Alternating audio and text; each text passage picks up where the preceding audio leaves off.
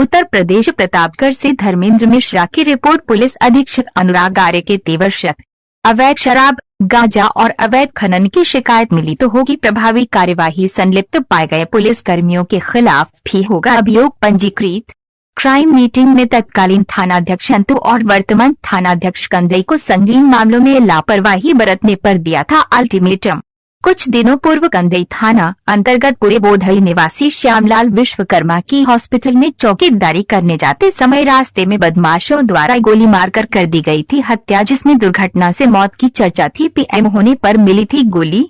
दूसरी घटना कमलाकांत पांडेय ग्राम पंचायत सचिव के लड़के को पढ़ैया नाले के पास अज्ञात बदमाशों द्वारा गोली मारकर हत्या कर दी गई थी और डॉज बुलेट मोटरसाइकिल लूट ली गई थी। बुलेट तो बरामद हो गई थी, किंतु अभियुक्त आज तक नहीं। परिजन न्याय की आस में दर दर भटकते परेशान। कंदई थाने में तैनात दरोगा संदीप सिंह का बड़बोलापन। पैसों के लेन देन का माहिर दरोगा से पैसा देकर किसी को भी कराया जा सकता है अंदर बाहर।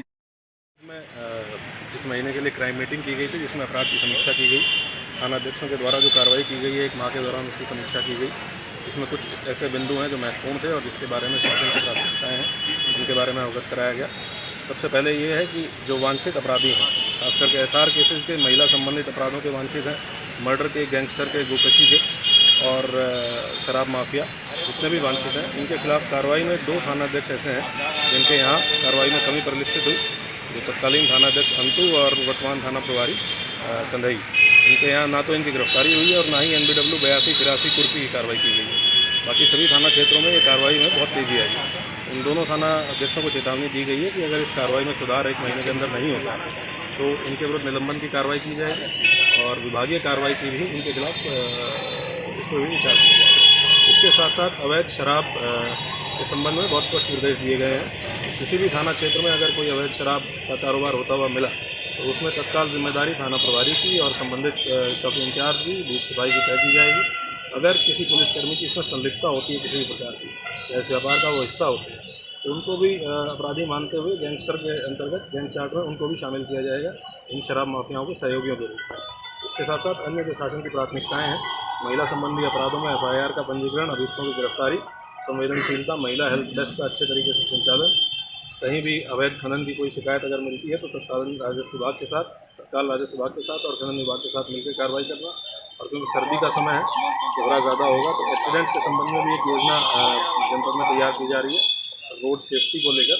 जितने भी ट्रक हैं जो जनपद से, क्योंकि यहाँ हाईवे काफ़ी है, हाईवे का आवागमन होता है ट्रकों का, उन पर रिफ्लेक्टर टेप लगाई जाए ताकि कोहरे के दौरान ट्रक दिखाई दे सके, बड़े वाहन दिखाई दे सकें और एक्सीडेंट्स में कमी लाई जाए।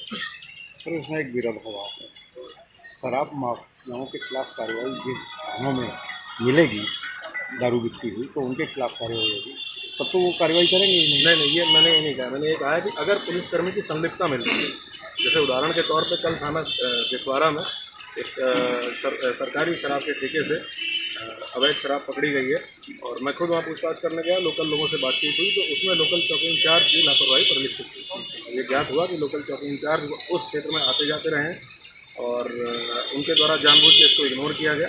इसी वजह से उस चौकी इंचार्ज को सस्पेंड किया गया। तो हम सबसे पहले मंशा देखेंगे कि पुलिसकर्मी की मंशा क्या है और उसकी संलिप्तता क्या है। अगर वो उन लोगों के साथ मिला हुआ है, उसकी जानकारी में हो रहा है, क्योंकि पुलिस की पहली प्राथमिकता ये है धारा 149, 50 और 151 CRPC के अंतर्गत कि अगर कहीं अपराध होता हुआ मिलता है तो तत्काल पुलिस उसको अपराध को रोकने के लिए और अगर